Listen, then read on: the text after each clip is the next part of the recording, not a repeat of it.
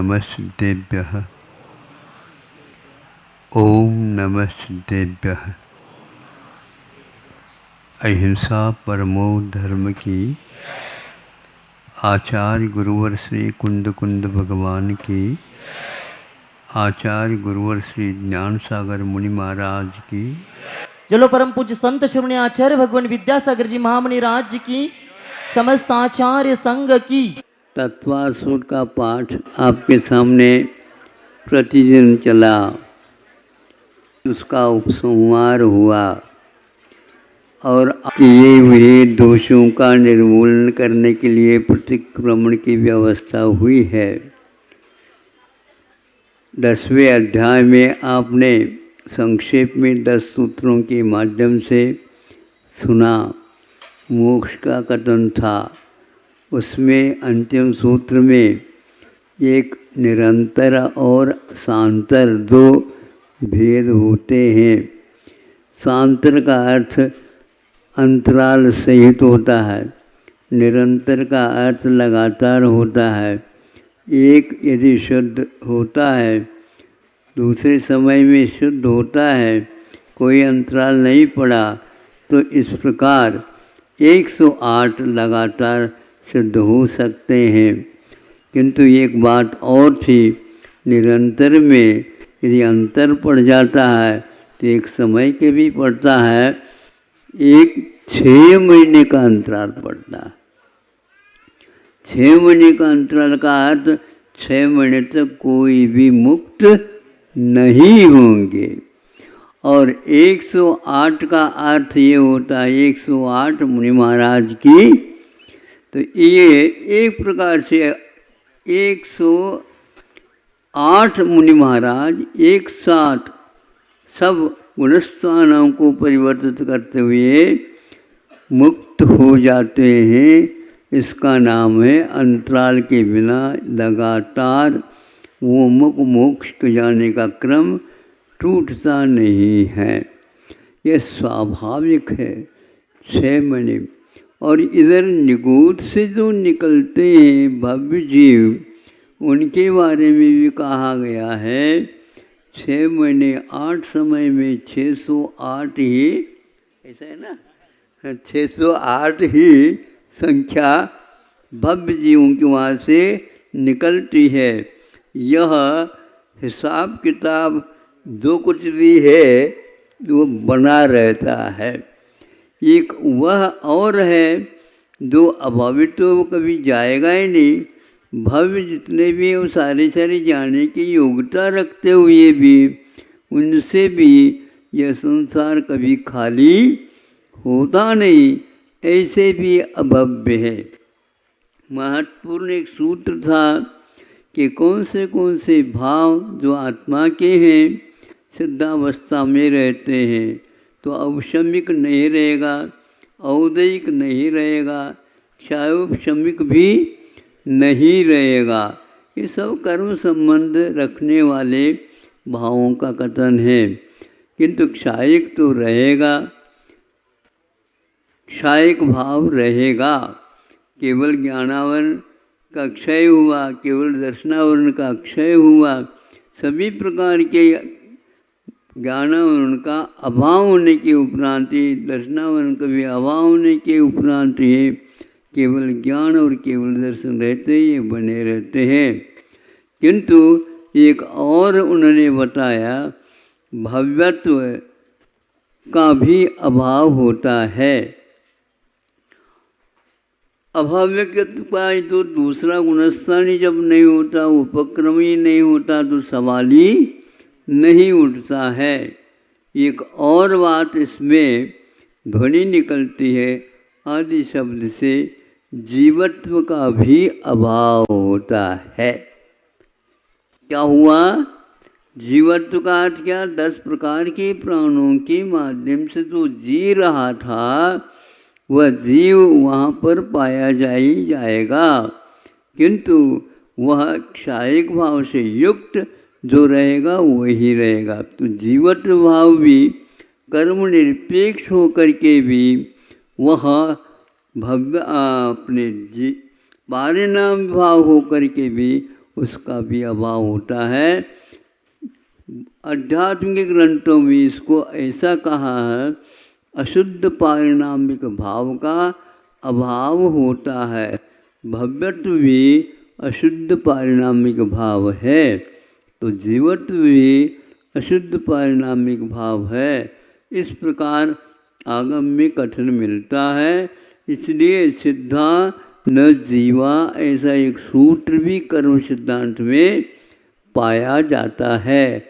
इससे यही ध्वनि निकलती है ऐसा। किंतु चेतना स्वरूप केवल ज्ञान और दर्शनोपयोग से युक्त रहना अनिवार्य होता है, ये उसका लक्षण कहा गया है।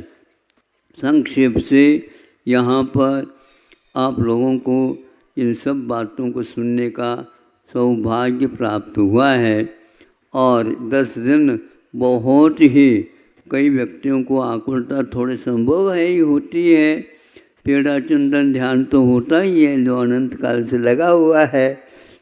फिर भी यहाँ पर प्रतिदिन ऊपर वाले भी बहुत आपके ऊपर कृपा करके प्रतिदिन यहाँ पर वृष्टि हुई। राजस्थान जैसे व्यक्ति लोग भी यहाँ पर आते हैं, उनके लिए यह सबसे उत्तम अवसर प्राप्त हुआ है। अब मध्याह्न में जो कार्यक्रम है वो हो करके आप लोगों की गाड़ी तैयार है। पक्का है, इसमें तो कुछ संदेह नहीं है। हाँ, मुक्त होने को पर्व से, पर्व के द्वारा मुक्त होते हैं, पर्व से भी होते हैं। दोनों भंग घटित हो जाते हैं। आज बहुत ही उत्साह के साथ आप लोगों ने पूजन आदि कार्य किए हैं। अभिषेक आदि निरंतर यहाँ पर होता रहा है और चर्चाएं भी होती रही हैं। ये सब धर्म ध्यान का वातावरण यहाँ पर बना है। ये क्षेत्र बहुत अच्छे वाला क्षेत्र है और यहाँ पर यहाँ के लोगों को या सब लोगों की भावना हुई है। और आप लोगों के सामने ब्रह्मचारी तो बार बार कहते ही हैं, उसका परिणाम भी बहुत अच्छा निकल रहा है। जैसा पेपर लिखेंगे वैसा परिणाम तो निकलेगा ही, लेकिन अच्छा आप लोगों ने परिणाम निकाला है। यह जैसे आपने संकल्प लिए हैं उसको पूर्ण करना भी आप ही लोगों का कर्तव्य है। अहिंसा परमो धर्म की। आकिंचन शब्द की उत्पत्ति न किंचित अभी वर्तते यस्य, जिसके पास कुछ भी नहीं रहा है उसको आकिंचन्य बोलते हैं। कोई एक गरीब है, भिक्षा मांग कर के खाता है, वह भी आकिंचन है। किंतु उसके पास इस निद्रा तत्व के विषय में कोई भी लाभ नहीं है। दोनों एक से होते हुए भी एक के लिए धर्म का साधक और एक के लिए भिक्षुक मात्र या भिखारी जिसको बोलते हैं, सुनने में भी और बोलने में भी अच्छा नहीं लगता, किंतु इसको भिक्षुक कह सकते हैं। जिस प्रकार भिक्षुक साधु भिक्षा के लिए उठते हैं,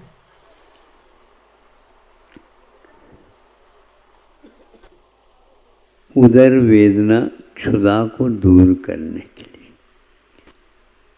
मुख्य रूप से यही प्रचलन है।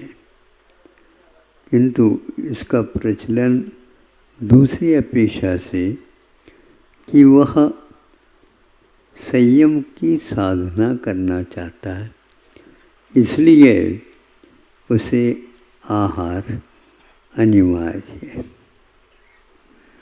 वैयावृत्ति करना चाहता है, इसलिए उसके लिए वो वैयावृत्ति के लिए योग्य शरीर हो, कुछ क्षमता हो तो ये कर सकता, नहीं तो नहीं। आगे जा कर के भक्त प्रत्याख्यान होना है, उस समय हम लोगों की कड़ी परीक्षा होने वाली है। अभी से तैयार हो जाएगी। जो व्यक्ति दूसरी प्रतिमा भी लेता है उसके लिए भी संलेखना व्रत बताया गया। प्रतिमा दे दो महाराज, प्रतिमा दे दो, ऐसा कहते हैं लोग। मैं ये सोचता हूँ कि माहौल चल रहा है, कितनी प्रतिमा चाहिए? 5। कमेटी के पास जाओ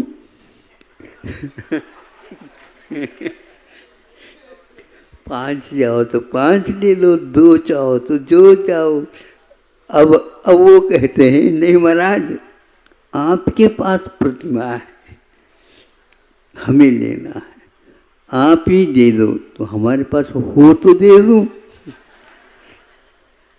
हमारे पास तो भिक्षु प्रतिमा है।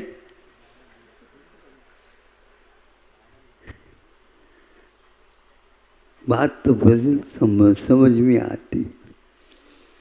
प्रतिमा का अर्थ बिंब भी होता है, और प्रतिमा का अर्थ एक प्रकार से 1 से लेकर के 11 प्रतिमा तक प्रतिमा होती। अब अपने को ये देखना है, ये आचिंतन को रखने की क्या आवश्यकता है।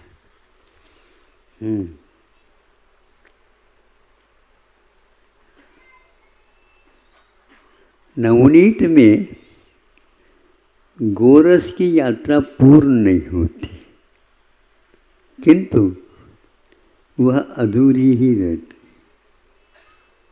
अब क्या शेष है जो गोरस को अंतिम सीढ़ी तक पहुंचाना है अथवा मंजिल तक पहुंचाना है। उसको उसका जो दूध का सार माना जाता है वह नवनीत नहीं, किंतु वह घृत है।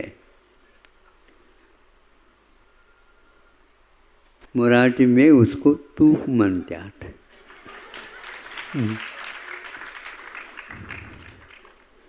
कर्नाटक में तुप्पा। ये भाषाएं हैं, इसको कहते ही या सुनते ही याद हो जाता है इसकी यात्रा पूर्ण हो गई। नवनीत में नहीं हुई, और जब नवनीत के बाद उसको पिघलाया जाता है या गर्म कर दिया जाता है, वहाँ पर उसकी सही अकिंचन की ओर जाने की तैयारी हो जाती। कैसे हो जाते? सर्वप्रथम वो गायब हो जाता है जो गुलाई को लेकर के रहता है, और वह एक प्रकार से पतला हो जाता।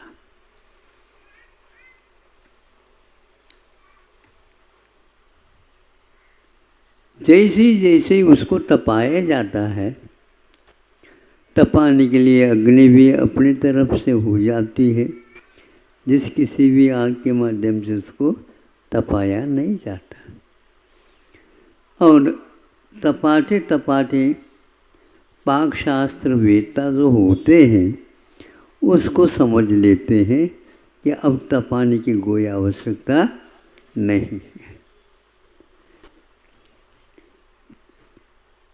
तब तक ये तो घर में तपाया जाता, तपाते हैं, लेकिन उस मोहल्ले में ही ज्ञात हो जाता है कहीं न कहीं घी तप रहा है।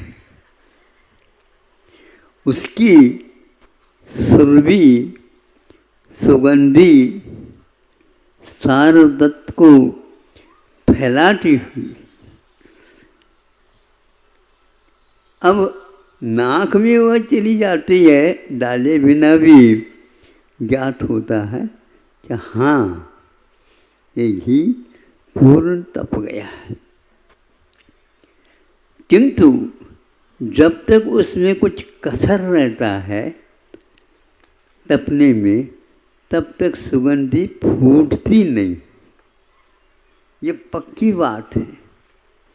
इसलिए उसकी गंध का परिचय हुए बिना आप उसको तपा नहीं सकते।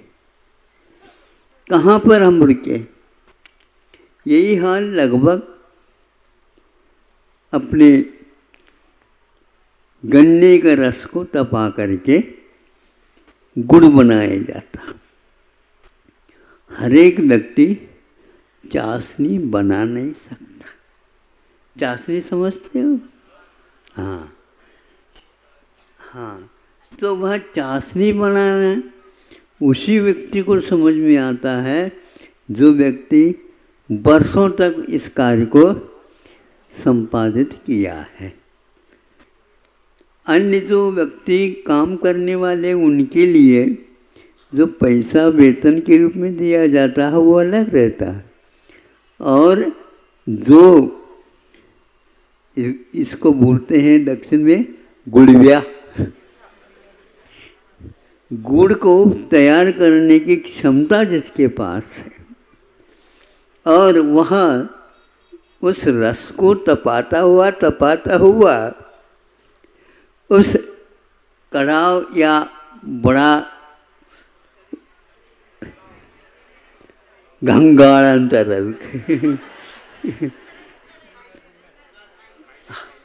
काली काई कड़ाव भी बोलते हैं, बड़ी कड़ाव समझ लो, क्योंकि उसके लिए भी हैंड वगैरह कहीं लगा हुए रहते हैं और उससे ही वह परिक्रम करता रहता है।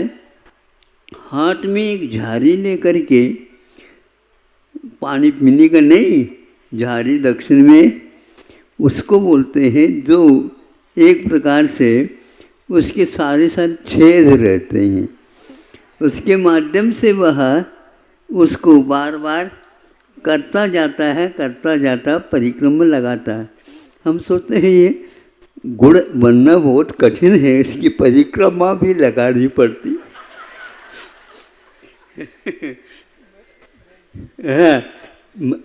उसको बोलते हैं उसके भीतर रहने वाला कूड़ा कचरा, इसको मड़ी बोलते हैं।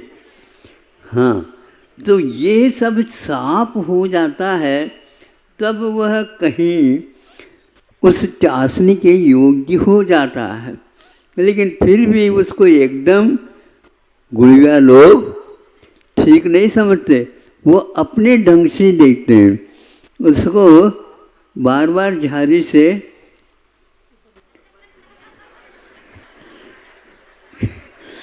ये क्या कर रहे हैं, मेहनत कसरत फिर बाद में याद हुआ वो उससे टपकता है। वो जब तक टपकेगा तब तक चाशनी नहीं बनी, और वो टपकना बंद करके एक तार हो जाता है लगातार, जिसको बोलते हैं वो टूटते ही नहीं, यूं नीचे तक आ जाता है।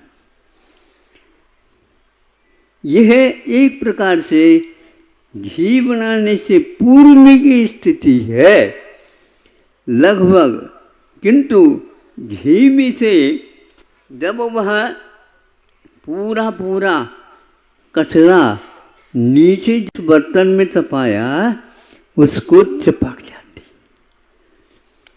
कैटी के अंदर बहुत दिन के बाद याद आ गया तो प्रवचन के समय पर ये शब्द आ जाते ही, तो वह उसको चिपकाए रहता है, बच्चों को वो बहुत प्रिय रहता है। हाँ, और उसको खरोंच करके उनको दिया जाता है और वो खाते रहते। हाँ, अब यहाँ पर मैं ये कहना चाह रहा हूँ, जब तक वह कचरा उस घी के रूप में रहना ही, तब तक उसको हम शुद्ध पका हुआ घी नहीं कह सकते। इसका एक और है, लेकिन वो घंटों के बाद ज्ञात हो जाता है। उसमें दाना दाना आ जाते हैं घी में, साबूदाना के दाना या उससे खसखस का रवा, रवा के लड्डू, तो वो उसके आ जाते हैं। इससे ज्ञात हो जाता है कि यह पूर्ण तपा हुआ है। और यह यदि शुद्ध तपा है, निश्चित है, इसमें अब किसी को भी मिला नहीं सकता, वह अलग ही रहेगा। मिलाने के बाद में भी वह अपना परिचय देता रहेगा। इसलिए घृत और आकिंचन धर्म में बहुत अंतर है। घृत बन जाता है तो ब्रह्मचर्य को भी पार कर जाता है। इसी को बोलते हैं ब्रह्मचर्य। ब्रह्मणि चर्या यस्य इति ब्रह्मचर्य। ब्रह्मा में ही जिसकी चर्या यानी रमना होता है, उसका नाम ब्रह्मचर्य बोलते हैं। आज वह दिन है जिसको आकिंचन बोलते हैं। अभी ब्रह्मचर्य और किसने कहा कि परिग्रह छोड़ने के बाद, अरे अभी परिग्रह कहाँ है, मुनि महाराज बना है वो।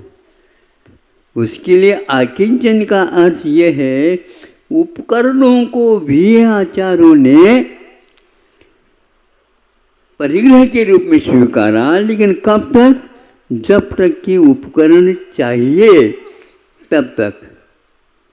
आहार को भी उपकरण माना, किंतु बाद में आहार लेने की क्षमता समाप्त हो जाती है, उस समय भक्त प्रत्याख्यान एक प्रतिक्रम के रूप में मान लेते हैं।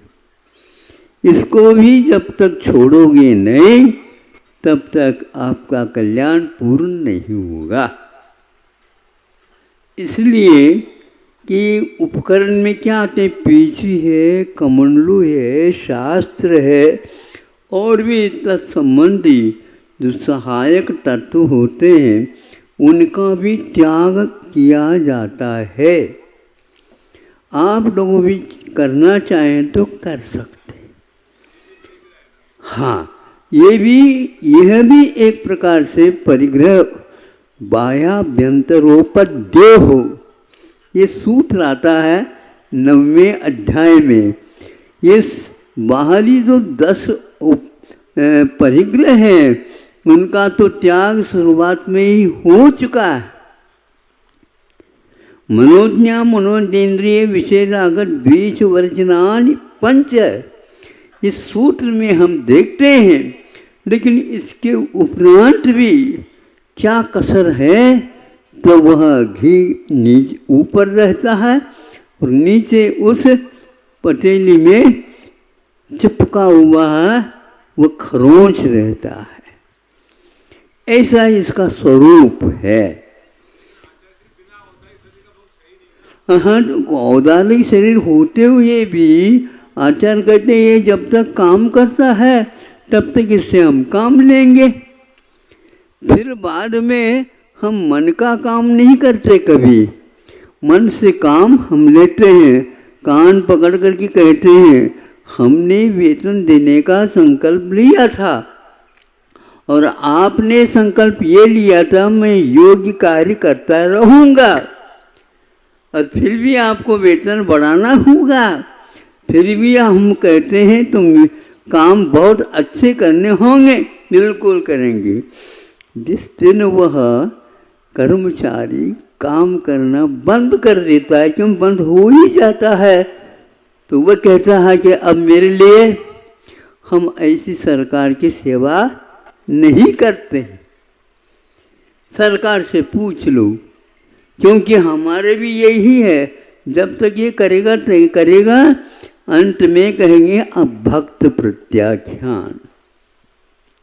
अब भोजन के भी त्याग और इनके इन साधनों का भी त्याग धीरे धीरे क्रम से आगम में उल्लेख मिलता है। पीछे भी, अब पीछे उठाने की जब क्षमता हाथ में नहीं रही, आपको उठाने के लिए 2 महाराज और चाहिए। ऐसी स्थिति में क्या करेंगे बताओ? हाँ 2 महाराज और चाहिए, उनको रखा, लेकिन उनसे कोई नौकरी नहीं कराते, उनको वैयावृत्ति सिखाना है और उनको भी वैयावृत्ति सीखना, क्योंकि हर एक व्यक्ति के जीवन में ये घटित होने वाला है। आप लोग कृतकृत्य तो होते हैं, कृतकृत्य करने योग्य कार्य पूर्ण कर चुके हैं, सब बच्चों को व्यवस्थित अपने कार्यों में लगा दिया, और बच्ची कन्या है तो उनको अपने स्थान पर भेज दिया विवाह करके। अब कौन रहा? अब मान लीजिए ये पत्नी पहले से गई, ऐसे भी परिवार रहता है ना, अब हम क्या करेंगे? उन्होंने भी ये संकल्प लिया था जब तक आप हैं तब तक आपके साथ में रहूंगी, नहीं है तुम हम भी भक्त प्रज्ञा आप करते रहो, हम उससे पहले चले जाते। तो इसलिए कि शास्त्राधिक का भी संस्तर आदिक का भी न संस्तरो भद्र समाधि साधनम न लोक पूजा न च संग मेलन न संस्तरो स्मान तृणम न मेजने।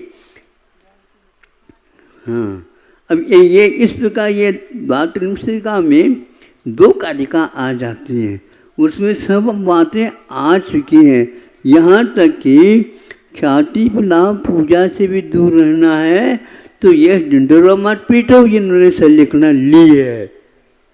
हाँ, क्योंकि यह वह भी एक प्रकार से ख्याति लाभ पूजा की ओर जाना संलेखना व्रत में दोष है।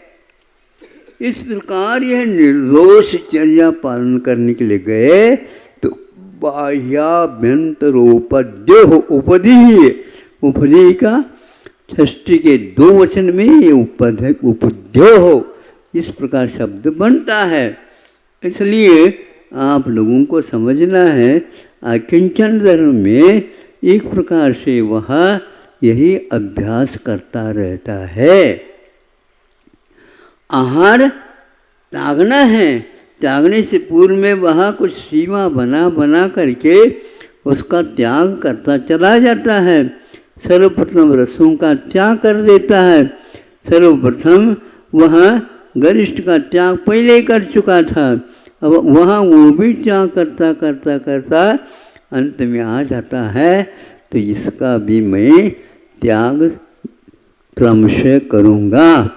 रत्नगढ़ श्रावकाचार्य में 2-3 कारिकाओं में इसका उल्लेख संक्षेप किंतु बहुत रहस्यमय दिया गया है। मुराद मुझे संलेखना में क्या करना है, पहले समंत भद्र महाराज जी को पूछ लो। श्रावकों के लिए उन्होंने बहुत बड़ा उपकार किया।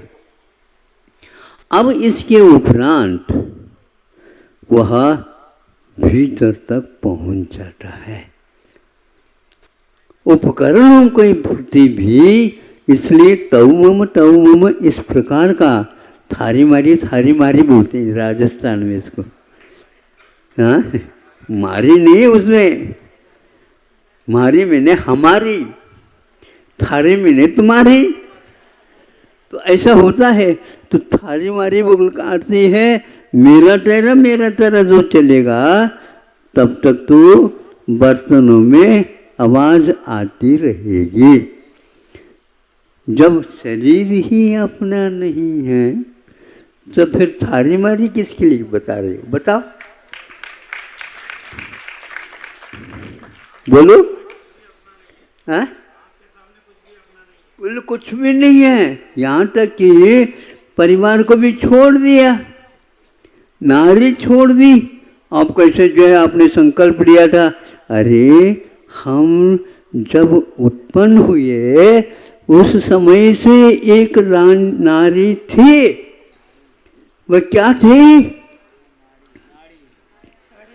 डॉक्टर लोग समझ ले। जब साथ देने वाली अंतिम क्षण तक उस नारी को भी हमने छोड़ दी, तो तुम कौन होती हो?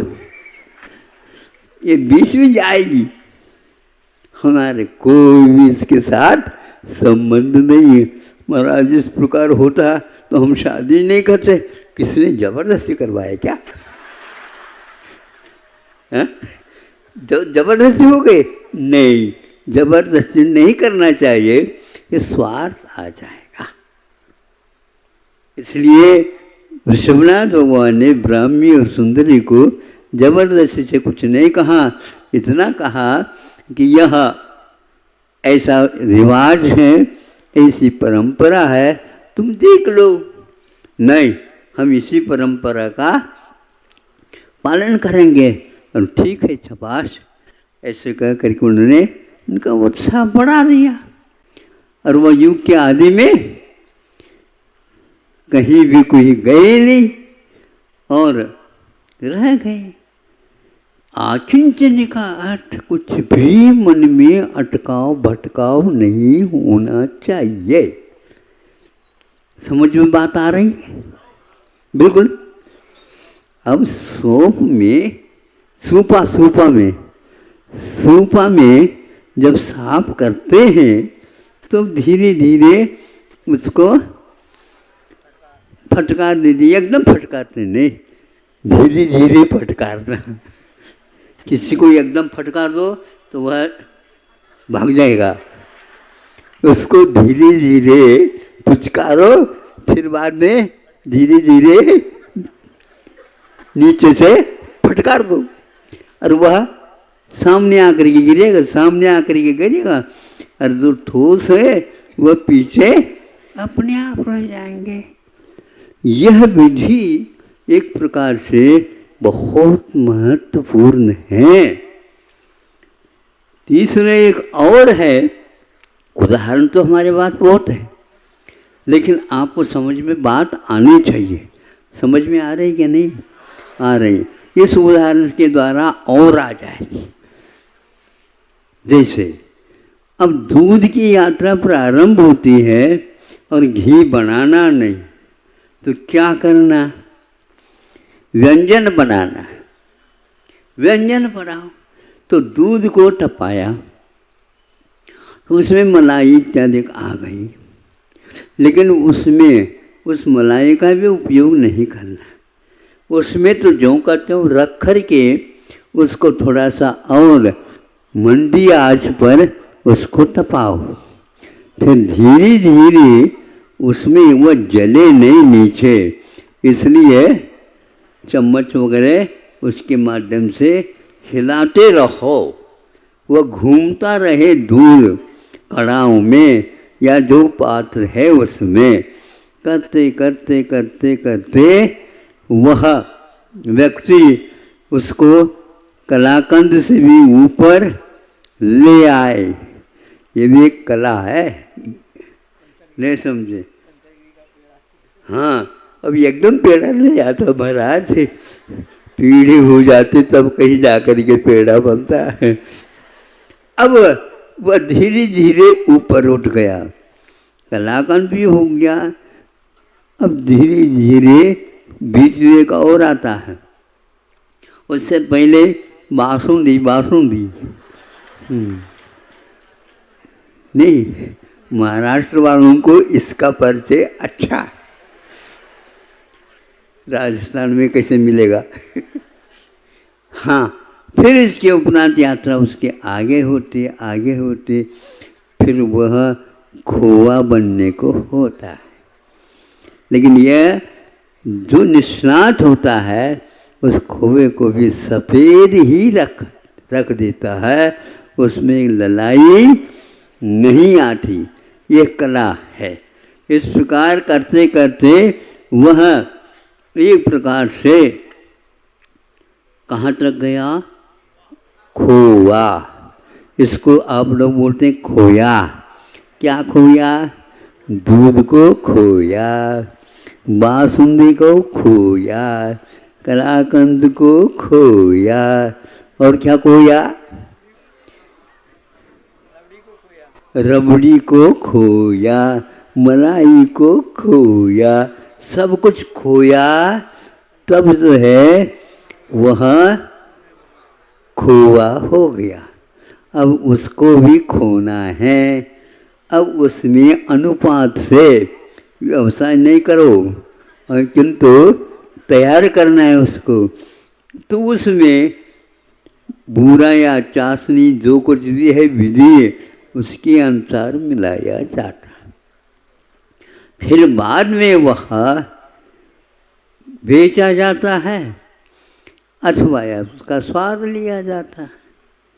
तो इस प्रकार जब करते हैं, उसमें से पानी का अंश पूर्णतः जब समाप्त हो जाता है तो वह खोआ। बाकी दूध आदि सब खोते चले गए हैं, लेकिन मूल स्वरूप में उसमें पानी भी था, उसको भी खोना पड़ेगा। अब उसको भी जब खोते हैं तो उसके उपरांत पानी भी पीना आवश्यक होता है। नहीं है तो पहले बिना पानी के भी चलता था, अब नहीं चल पाएगा। ये शरीर को भी इस प्रकार सुखाना है और खोवे तक ले जाना है। सुन रहे हो? हाँ, मोटा ताजा मत बनो। नहीं समझे? किंचन धर्म की बात सुनने के लिए बैठे हो, हम ऐसे नहीं छोड़ेंगे तुम लोगों को। करो। किंचन का अर्थ है सब कुछ जब रसों का त्याग होगा ना, अपने आप ही कहेगा जो आप कहो उसके लिए हम तैयार है। बिल्कुल चर्बी फिर कुछ नहीं है। ये सब जो है ना पाल रखा है। नहीं महाराज, इसके बिना हमारा जीवन कैसा होगा? यदि रस वगैरह नहीं लेंगे तो हम सूख जाएंगे। आप इसको सुखाना के लिए कहा है।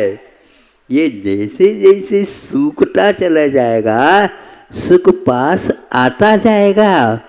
अभी तो सुख सूख रहा है उधर दूर तक।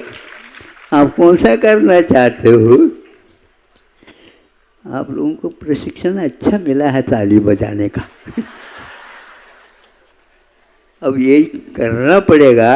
इन दोनों हाथों का उपयोग कैसा किया जाता है, तो ऐसा किया जाता है। ये भगवती आराधना में उदाहरण दिया है। हमारे उदाहरण जितने भी होते हैं वह अनुभूत उदाहरण होते हैं। अच्छा लग जाए तो ले लो, नहीं है तो हमारे तो वापस दे दो। एक काम में आएगा आपको। यदि करना है तो विधि तो यही है।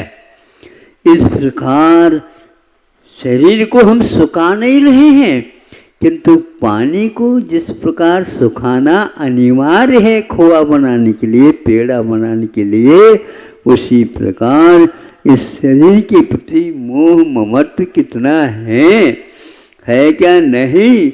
दूसरे को मत दिखाओ, आप अपने मन को पूछो, हे मन ये बता दे इसमें क्या कमी रह रही है? तो सब कुछ कमी रह रही है, लेकिन ये सूखता जा रहा है। हमारे नसीब में भी सूखना तो बढ़ रहा है क्या? मन कहता है नहीं, मैं तो हमेशा ताज़ा रहूँगा। बेटा ऐसा नहीं रहा जा सकता, क्योंकि इसी के अधीन सब कुछ है। धीरे धीरे तपाता हुआ जिस प्रकार खोआ बन गया, उसी प्रकार इसके प्रति ममत्व है क्या? नहीं, अपने आप ही ज्ञात होता चला जाता है। तब कहीं जा कर के आकिंचन शेष रह जाता है। नहीं, कुछ भी नहीं बचा है। तो अब क्या बचा है? प्राण, आयुष, कर्म, इंद्रियां काम करना बंद कर दिया। मन अब कुछ भी उसको समझ में, पूर्व कौन सा और पश्चिम, ये भी नहीं कि रात है क्या दिन है, ये भी ज्ञात नहीं होता। जब एक एक महीना उपवास हो जाते हैं उस समय, हाँ समय हो गया है, आपको देना है क्या नहीं देना है, क्या देना, जलाधिक जो रह गया है उसको भी क्रम से घटाते घटाते आइए, नहीं समझे। फिर घटाते आने के उपरांत उसमें खरपान आ जाता है।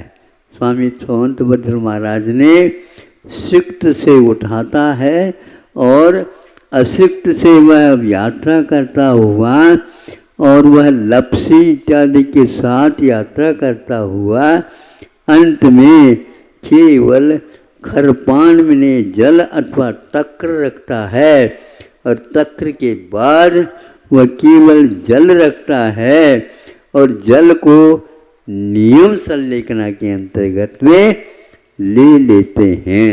यानी अब बहुत कम रह गया शेष, वह जल भी यदि छोड़ देता बुद्धिपूर्वक, लेकिन बहुत कठिन है जल भी छोड़ना, हाँ बिल्कुल छोड़ना।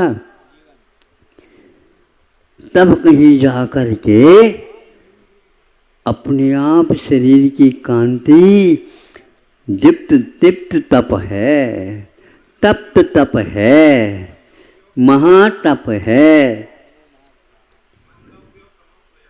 मन का कोई उपयोग ही नहीं है, अपने आप ही सूख जाता है। जैसे तेल समाप्त हुआ और बाती रह जाती है, कोई पूछताछ करता ही नहीं बाती को, क्योंकि जब तक तेल था तब तक तो प्रकाश आदि होता था। इस प्रकार इसके लिए धैर्य पूरा का पूरा चाहिए, साहस पूरा का पूरा चाहिए। अनेक संलेखनाओं में जब भाग लेंगे तब कहीं स्वयं संलेखना लेने के लिए योग्य होते हैं। जिन्होंने इस प्रकार का अभ्यास किया उसको चिंता करने की कोई आवश्यकता नहीं, उसकी भी संलेखना गुरुजी ने कहा था वो अवश्य होगे, लेकिन लक्ष्य जब तक नहीं बनाओगे तब तक ये संभव नहीं है। ऐसे यह संग में रह करके भी, संग में नहीं रह करके दूसरे संग अथवा दो तीन व्यक्तियों को साथ लेकर के वह इसमें जुट जाता है। इसमें किसी के सलाह, इसमें किसी के निर्देशन नहीं चलते हैं, ग्रंथ स्वयं का अनुभव, देखा हुआ, सुना हुआ, पढ़ा हुआ, ये अनुभव काम में आता है और उसी प्रकार आगे कदम बढ़ाता जाता है, बढ़ाता जाता है, डूबता नहीं है वह। क्योंकि जब नदी सूखी थी उस समय से उसको ज्ञात है कि कहाँ पर कितना पानी रहता है नदी में, और उसी के अनुसार वह चलता जाता है, तो पानी में भी उसको रास्ता मिल ही जाता है और पार उतर जाता है। एक एक महीने, डेढ़ डेढ़ महीने भी लग सकते हैं और वह इतने दीर्घकालीन चर्या को अपनाता हुआ चला जाता है। ऐसे मुनिराज को बार बार प्रणाम करते हैं बड़े बड़े आचार्य भी। ऐसे मुनि महाराजों के पास एक आचार्य दूसरे आचार्य भी चला जाता है और संघ को छोड़ करके आता है, तब कहीं जा कर के उस संघ में उन्हें प्रवेश मिलता है। बार बार कहे बिना कोई भी प्रवेशक नहीं मिलता, और यदि मान लो इसकी चर्चा नहीं करते हो तो तीसरे दिन कह देते हैं अब आप हाँ वाशिम जाना चाहते हो जा सकते, पुसद जाना चाहते तो जा सकते, मालेगांव पास हो तो उसको देख करके तो आएंगे। अब ये होता है, इसलिए आप लोगों इसमें किसी भी प्रकार से अन्यथा नहीं समझना चाहिए। दीर्घ संगन वाले होते हैं, जिनके पास महापुरुष माने जाते हैं, जिन्होंने भरत चक्रवर्ती को भी पछाड़ दिया है, नहीं समझे। और यह कौन सा दृढ़ संकल्प है, 1 महीना नहीं 1 वर्ष तक कुछ भी हो हम आहार के लिए उठेंगे नहीं।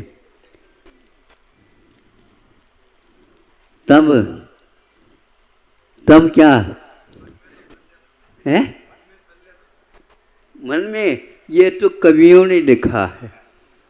यदि उनके पास यदि शल्य था तो वृषभनाथ भगवान के पास उससे 1000 गुना शल्य था, क्योंकि 1000 वर्ष के बाद उन्हें केवल ज्ञान हुआ। इनको तो 1 ही वर्ष में हो गया। हाँ, ये शल्य फिल्य जो है ना, जैसे कहा जाता हो भी तो यही इसी का नाम तो शल्य है। कोई भी हो 1000 वर्ष तक उनके पास भी शल्य था। कई सामयिक दीर्घ सामयिक हो गए, लेकिन उनको भी केवल ज्ञान नहीं हुआ। क्यों नहीं हुआ कोई बताया नहीं जाता है, तो अपने आप ही ज्ञात होता चला जाए। अपना कर्तव्य क्या है वो आप करते चले जाओ, निश्चित रूप से रास्ता मिलेगा। इस प्रकार 2-3 उदाहरणों के माध्यम से यह बात स्पष्ट हो जाती है। हमें जो इष्ट है उस इष्ट के बीच में और कोई अनिष्ट कल्पना नहीं करना चाहिए, बस वही दिखना चाहिए। और अर्जुन को जो दिखता था वो यही दिखता था, काली मिर्च, और वो भी सफ़ेद धागा में नहीं, काली धागा में लटकी हुई है काली मिर्च। और काली मिर्च को वह देखो और नीचे देख करके कड़ाव में वो घूम रहा है, उसका छेद करना अनिवार्य। क्या दिख रहा है रोन, पेट दिख रहा है नहीं, फिर क्या दिख रहा है टहनी नहीं, फिर क्या दिख रहा है आम के पाम नहीं, फिर क्या दिख रहा है पत्ते नहीं, फिर क्या दिख रहा है काली मिर्च, फिर क्या दिख रहा है वह डोर तो नहीं दिख रही है लेकिन वह झूल रही है, इतना तो दिख रहा, बाकी कुछ भी नहीं। ये जब कहा फिर क्या देरी है, फिर तो तीर कमान छोड़ दिया, तो वह काली मिर्च छिल करके नीचे आकर के गिर गए। महाराज ऐसा तो उदाहरण किसी ने नहीं दिया, ये अहिंसक उदाहरण है, ये अहिंसक उदाहरण है। हम हिंसा की बात क्यों करें। हाँ, वे लक्ष्य पर पहुंचना चाहिए, बस इतना ही। निशान साधो, अतिसंधान, अतिसंधान संधान नहीं है, अतिसंधान संधान नहीं है। क्या साधो, संधान साधो, निशाने साधो। हाँ, लक्ष्य की ओर ही बाण छोड़ो। शब्द भेदी भी बाण होते हैं, तो शब्द की आवाज़ जहाँ पर आ रही है उस ओर देखने की कोई आवश्यकता नहीं, बाण चढ़ा दिया और उस दिशा में छोड़ दिया, वह जहाँ से शब्द निकल रहा था वह छूट जाएगा। साधना की बड़ी आवश्यकता है। आप दुनियादारी के अतिसंधान करते रहते हो, वह संधान नहीं है। अतिसंधान श्री वेद के बंद के लिए कारण होता है। अतिसंधान एक प्रकार से माया का स्वरूप ले लेता है। अतिसंधान कभी भी हमें अपनी निशाना साधने नहीं देता। ऐसा करूं या ऐसा करूं या ऐसा करूं, किसके पास गया हूँ, आए थे आदि, अरे निर्देशन में ही आपका समय निकल गया। इसलिए परीक्षा में यदि आप बैठ रहे हो तो अब निर्देशिका को छोड़ दो। यहाँ तक कि वह अपने कक्षा के जो गुरु होते हैं उनको भी छोड़ना पड़ता है, तभी कहीं आपको परीक्षा देने के लिए अनुज्ञा मिलते हैं।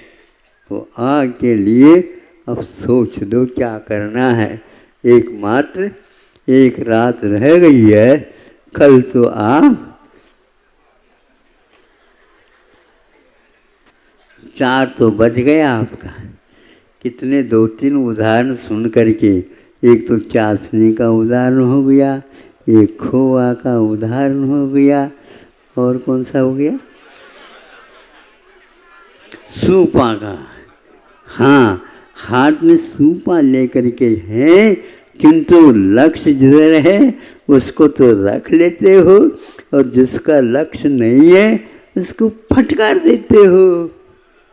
हाँ, फटकारो, दूसरे को मत फटकारो, और धोती भी मत फटकारो, फट जाए जल्दी।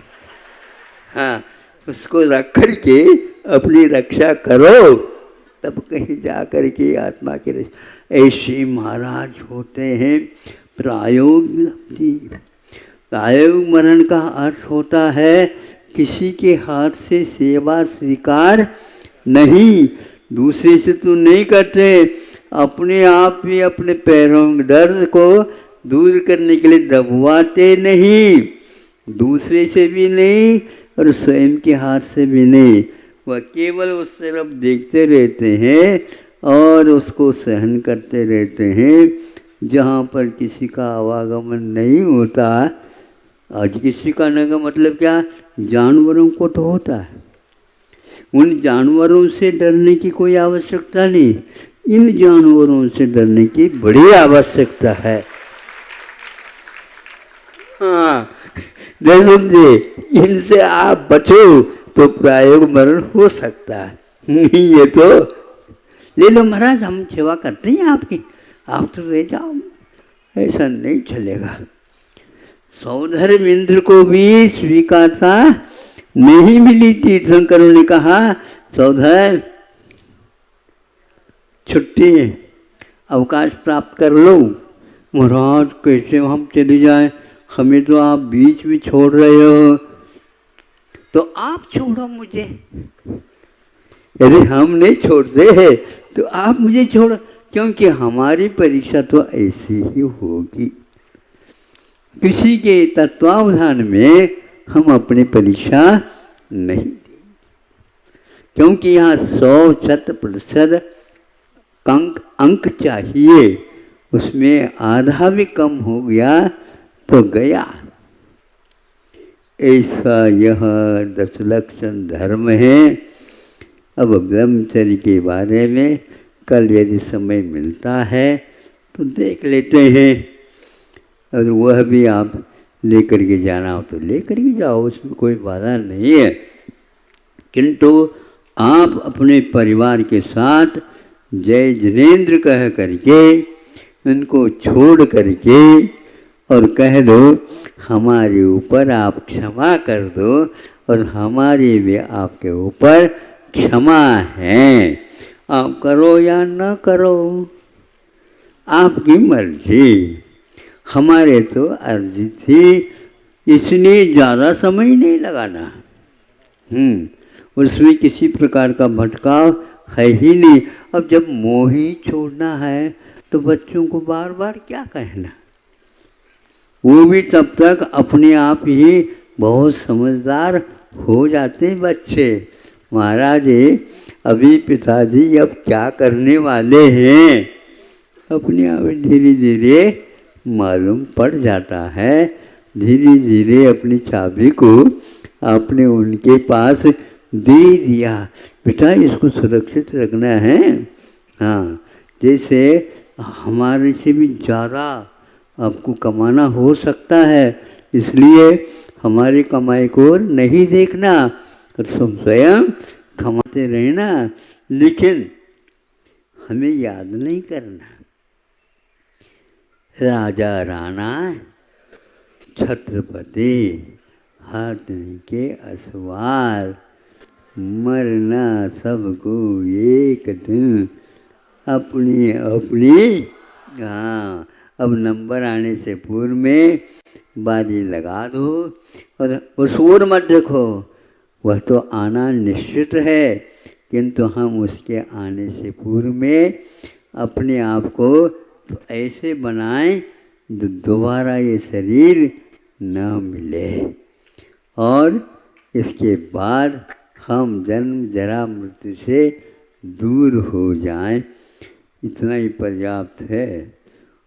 आज आकिंचन क्या है संक्षेप से आपके सामने रख दिया।